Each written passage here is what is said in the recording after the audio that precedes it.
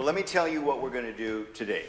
We have constructed a mini election, but Harry Hersey, as you have served as a technical advisor of how to do this, we're going to ask you to remain outside. After you, let me introduce you to my election staff.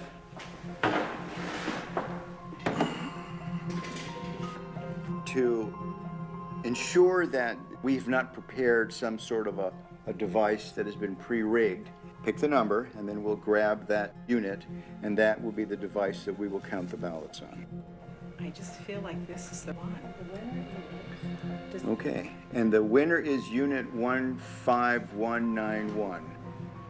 5191.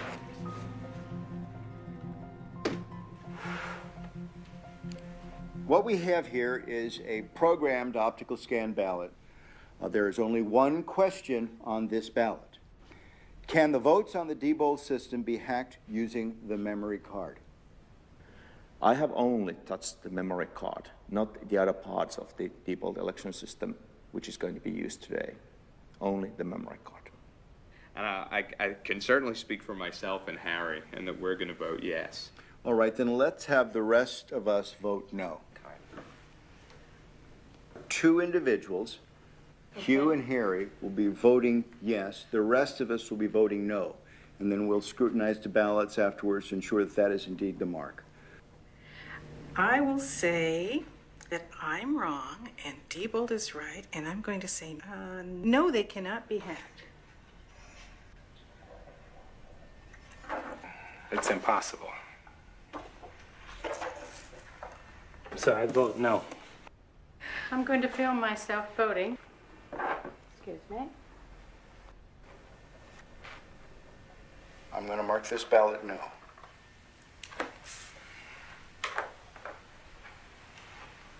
Dr. Thompson? I am going to mark this ballot yes. I've seen some pretty concerning things. Well, it's down to you. You're the last voter, Harry. All right. I think it could be. So I vote for yes. You will be the second yes. All right. Here is the memory card I have touched. Okay. Now, this is the only piece of Diebold equipment that you've used. That's correct. Well, thank you. Let me take your ballot in. This card will go into this slot. The next activity that the election worker does on the morning of the election is turn the machine on, making it live to receive votes. When you do that, this machine will produce what is called a zero total tape. The machine is going through a self-test analysis, and then it'll spontaneously turn on.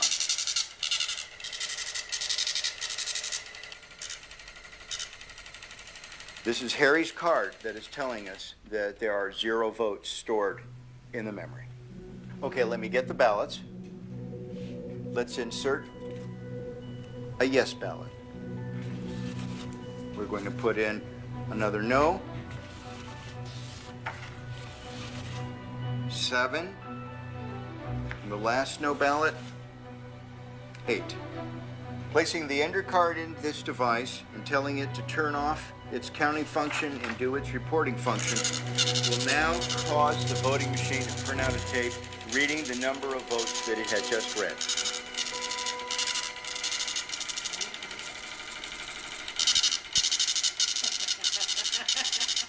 Oh my.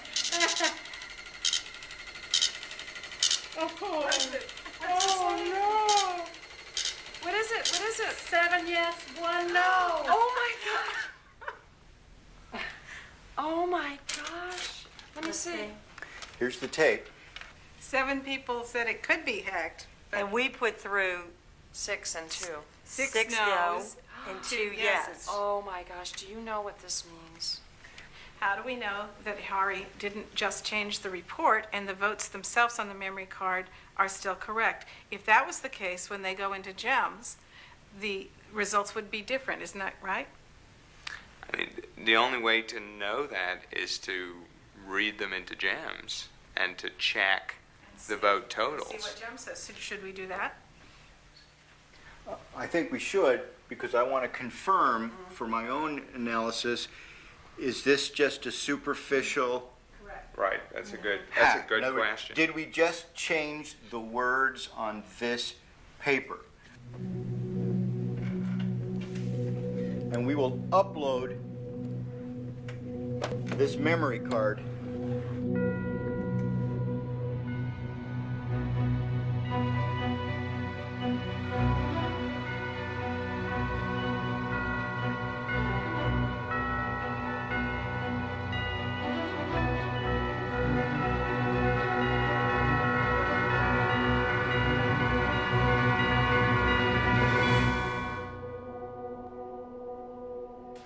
if I had not seen what was behind this, I'd have no reason not to. I would have certified this election as a true and accurate result of a vote.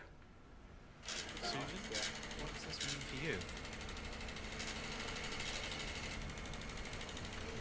It makes me cry. I'm sorry, but it does. Why? Why? There's so many reasons. The reasons because there are people out there who are giving their lives to try to make our elections secure, and they're being called conspiracy theorists and technophobes, and these vendors are lying and saying that everything's all right, and it's not all right. And I'm crying because it's, I'll quote somebody that I know who said that it's as though our country's one country pretending to be another country. How can this be happening to our elections? This really does affect me.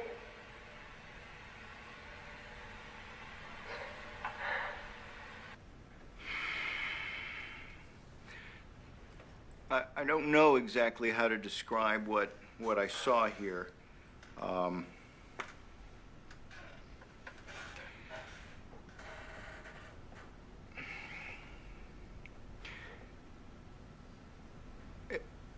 I think we, as election officials, need to be a little bit more demanding from the vendors as to the technical specifications of this equipment. The vendors are driving the process of voting technology in the United States. I would much rather, at this point, I think, focus on allowing citizens to select technology that satisfies their needs.